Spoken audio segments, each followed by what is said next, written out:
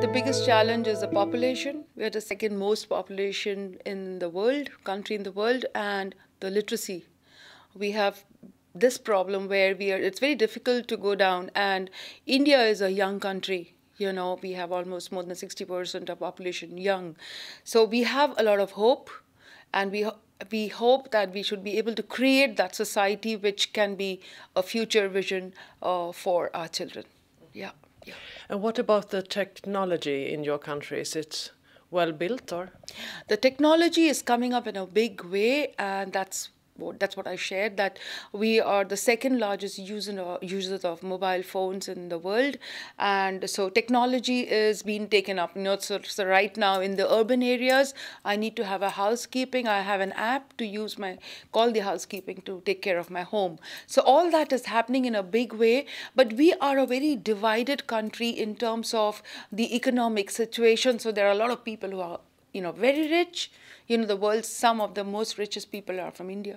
And then there is also the poor people. The elders have always been the head of the family, who is sort of ruling and making decisions for the family. So there is a cultural shift, where people are leaving home, the children are going away. So the elders are left alone at home, whether it's an urban or a rural area.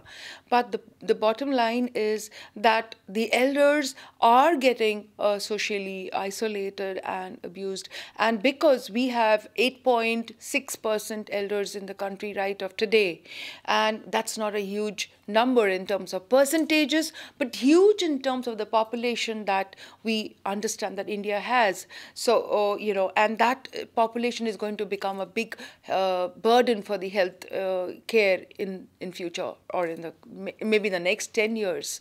So it is high time that, according to the universal health coverage and all that India has taken up, to take it down to the community, give it to the people.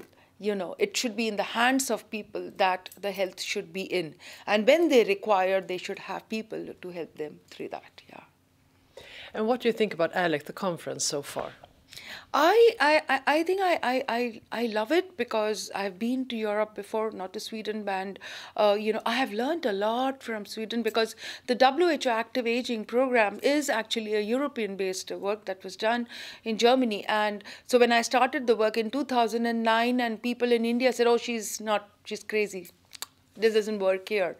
But I said, it's a good guideline to understand that the elderly has the capability to be able to do something for, it's not all lost. So with that in mind, I just took it forward in India. And today the government is talking about active aging. So active aging, even I've talked to the US colleagues, they said, "Oh, it doesn't work, active aging." Because the point in active aging, it's not about me anymore. It's also about others.